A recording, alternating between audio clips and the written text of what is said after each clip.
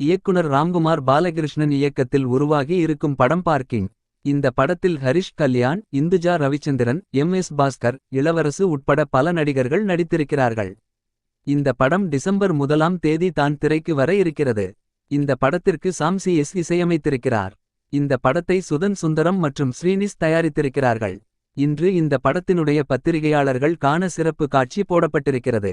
இந்த படம் ரசிகர்களின் எதிர்பார்ப்பை பூர்த்தி செய்ததா இல்லையா என்பதை பார்க்கலாம்.